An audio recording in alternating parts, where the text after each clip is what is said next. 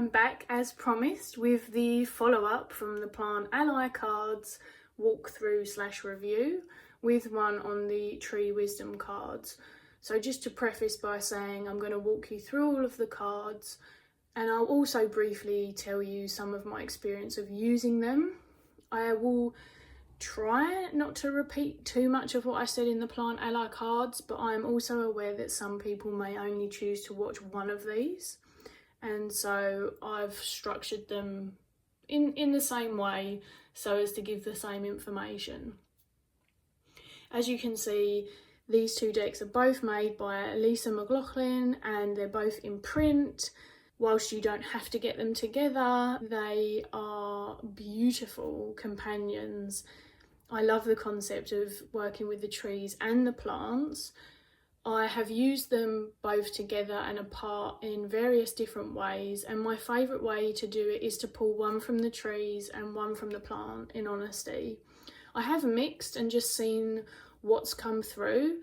I struggle shuffling 110 cards, even if I do it in a different kind of way, it just doesn't come seamlessly. But also, because the energies feel different to me and the visuals certainly just give me a different type of vibe, I enjoy that duality between the two, and that's how I commonly use them if I'm using them together.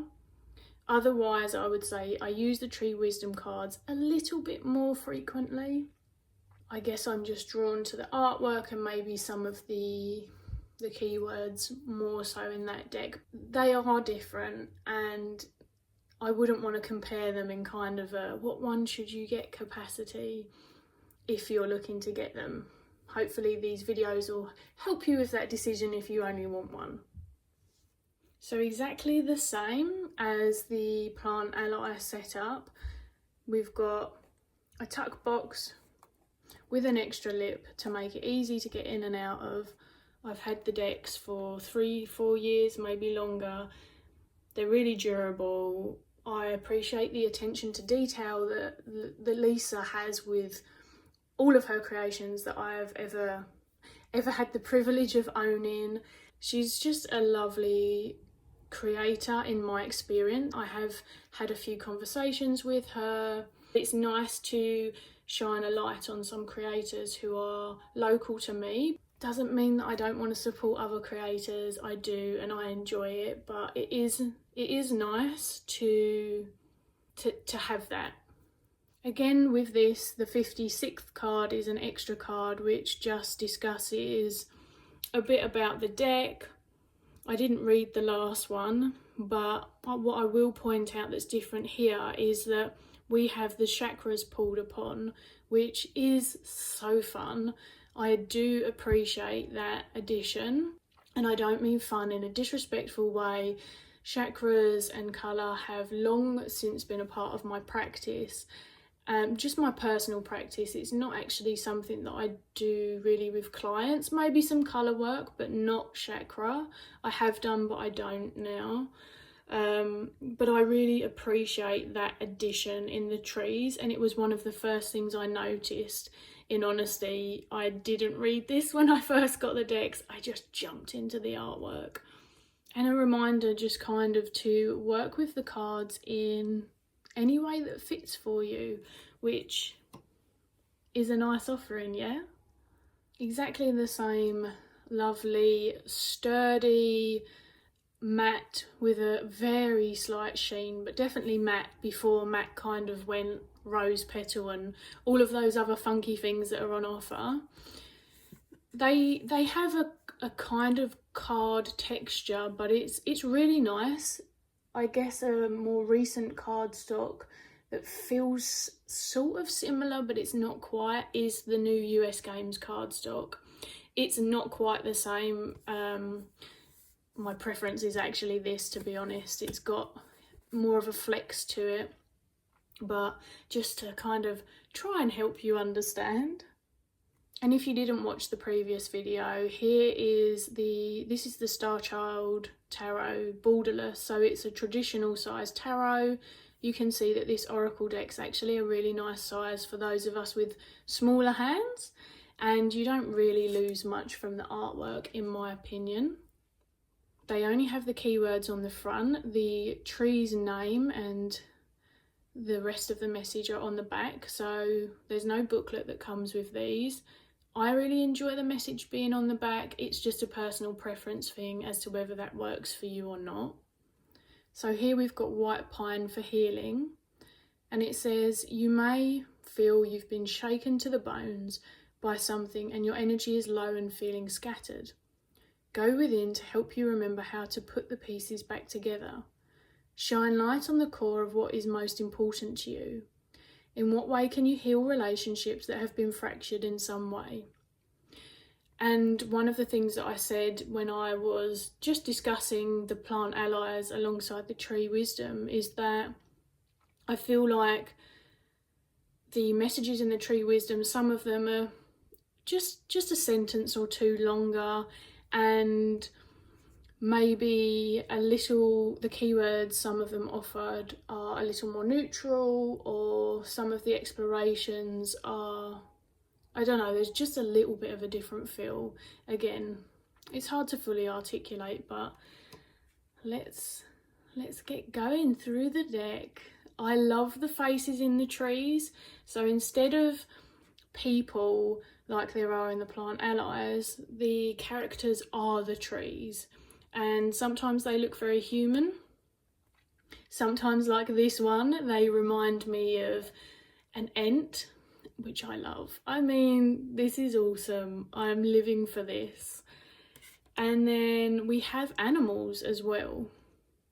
Now in this one, in terms of sort of gender representation, it's varied as well.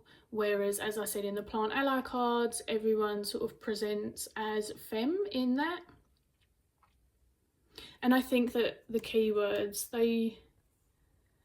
there is definitely an interesting difference between some of them, although there are about 4 or 5 that share the same word as the plant deck, but the meanings are different and yet both relevant. So it's never proved an issue for me, and if I've pulled both, I've always just really enjoyed it still.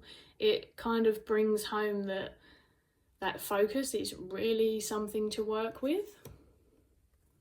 This is one of my favourites because to me this is a kitty tree and you can see, if you're familiar with the chakras, that not all of them are included because it's a very intentional, conscious thing that she's chosen to bring in. So here we've got your kind of root and your sacral, which feel really good for new beginnings. And if you don't work with chakras, I honestly don't feel like it hinders this deck in any way. It merely adds a really interesting dash of colour to the cards. Also, the animal energy is interesting. So this is wisdom, and if you look, I don't know, it kind of gives me a wolfy vibe. Could just be me. I just think it's beautiful, and it's a deck that gets used a lot in spring and summer. Not because I won't use it the rest of the time, but I love pulling cards outside, and it's something that I don't get to enjoy as frequently. Autumn's not so bad, although this doesn't bring to mind autumn for me visually, and I am quite a visual person when it comes to working with my decks, but certainly winter, it's, you know, in this part of the northern hemisphere, it's cold, it's wet. I can't imagine this deck faring too well if it did get wet, as many decks wouldn't anyway. And so because I love to pull this out in nature, because it kind of feels like that's its home, like this was made for being read outside. This does come on adventures with me and little forest getaways. And of course, because there's simply one keyword, which you again can choose to use the back and be inspired by that, or you can just go with the flow and focus on the front. There's a lot of opportunity for what you want to do with this deck. Isn't this a little 𝗬𝗀𝗃? But this is pre-𝗬𝗀𝗃. It's like Lisa did 𝗬𝗀𝗃 first. This is adorable. Resilience. And can you see all the little hearts? Like her other decks, this is another mixed media, ranging from pen, pencil, watercolour. I'm not sure if she used textile in this. I can't be certain without checking the information. And I'm not seeing any currently, but that doesn't mean that it's not there, because my eyes are not necessarily as trained as others for things like that. But I know that mixed media for Lisa is something that she's very passionate about, and so you always get that kind of varied layers and depth in her artwork that, whilst the camera's not doing too bad showing, it's something to be seen in real life. It's a bit of a different experience up close still.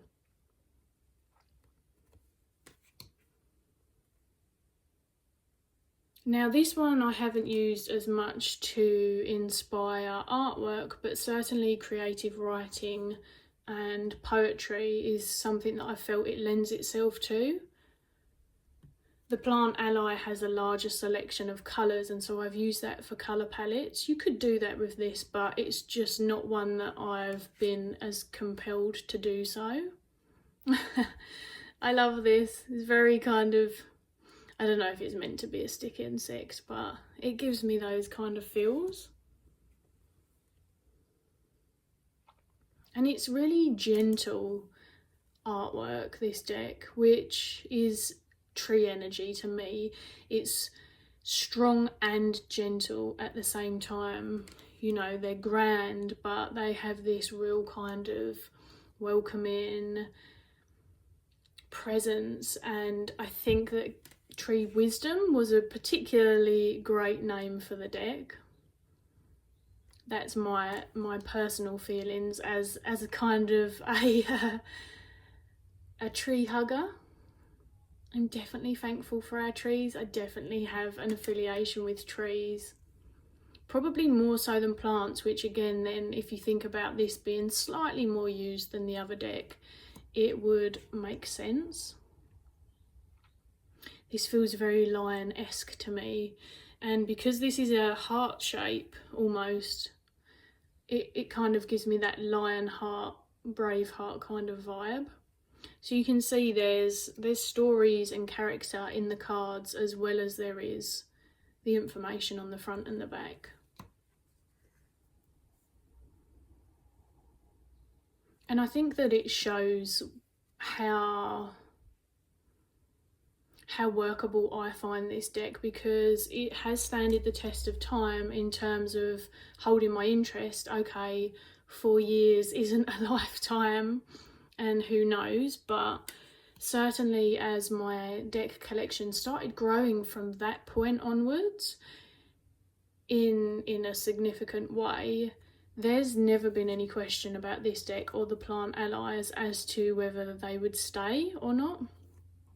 They're just, yeah, so nourishing to me. Great for journaling, great for self-care, reflection, checking in, body, mind and soul, whatever you want to use them for. There's a lot of flexibility with decks like this. And so many trees to explore. I mean, just that in itself is a lot of fun for me. So we've only got a few more left. You Are Enough. Beautiful. And finally, Survival. A lot of root chakra going on here. So I'll read you the back of this one as well. It says, sensitive old souls need deep-rooted energy when having difficulty adjusting to the fast pace of modern life. Resistance to change can show up as physical symptoms. Ground yourself regularly to build your resilience and take small steps. you can still flourish and thrive within the complex energies surrounding you. And just as I did before, to show you an example of two of the cards together, here we have one from the Plant Allies and obviously one from the Tree Wisdom. The same setup. You'll probably notice the only difference is the messages on the back of the tree are more centered, whereas they're lower down on the plants. I'm assuming it's like that for all of them. It does appear to be that way. Again, kind of feels irrelevant to me, but I wanted to show you just in case they're entirely new to you, and they're exactly the same size. So they work beautifully together and on their own. So there you have it. That is the Tree Wisdom cards. As far as I'm aware, they are still available. I'll put some links below. If you have any other questions about this deck or the other one, then feel free to get involved below. Hopefully you've enjoyed this. You will probably be seeing a few more walkthroughs or reviews, or a bit like this one where it's a mix, coming up on the channel, whilst I just kind of enjoy some light content and just share a bit more of my collection with you. I will be very, very specific as to what kind of video it is. So if it's genuinely a walkthrough and I don't feel I'm able to review it because I haven't had it or used it long enough, then it will not say review in it as well. I'm passionate about that because I think the two things are very different. But hopefully you got a bit of a taste of how I've used these over time and how I found the energy, as well as just getting to sit through all of the artwork. So other than that, I will catch you all again soon.